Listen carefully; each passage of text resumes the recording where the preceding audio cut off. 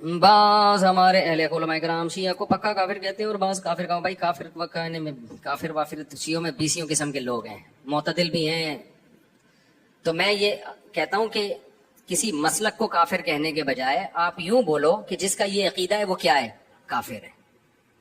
جو نبی کو حاضر ناظر جانتا ہے بلا کسی تعویل کے وہ کیا ہے؟ کافر ہے. جو نبی کو مشکل کشا مانتا ہے بلا کسی تعویل کے وہ کیا ہے؟ کافر ہے. تو جو حضرت عائشہ رضی اللہ تعالیٰ عنہ پہ زنا کی تہمت لگاتا ہے وہ کیا ہے؟ کافر ہے.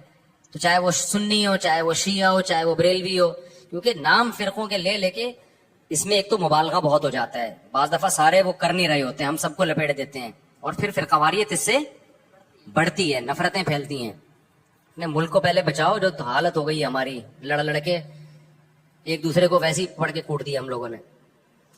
آسٹریلیا سے سوال ہے کہ ہم جا رہے تھے وہاں نماز پڑھتے ہیں کہ ہم ان کو منع کرنے والے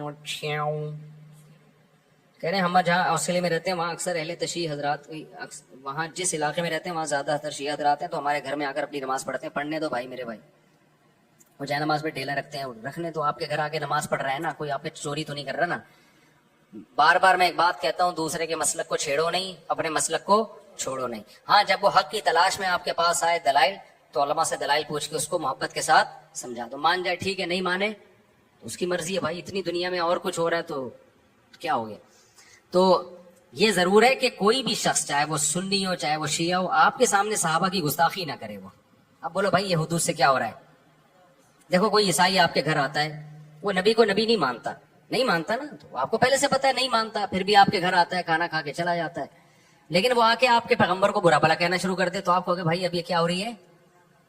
یہ زیادتی ہو رہی ہے. آپ کہو گے یہ کیا ہو رہی ہے؟ یہ زیادتی.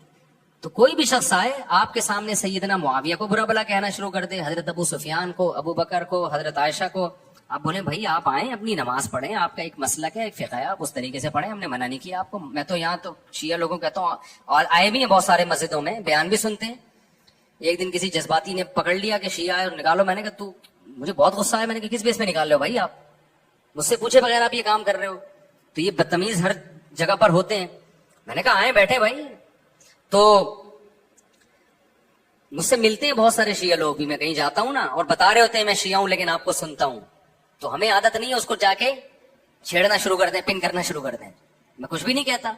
ملک ہمارا ابھی لڑائی کا متحمل نہیں. جو سیکھنا چاہے، بات کرنا چاہے تو آپ محبت عزت کے ساتھ بات کر لیں. اس سے آگے آپ اپنی حدود کو کراس نہ کریں.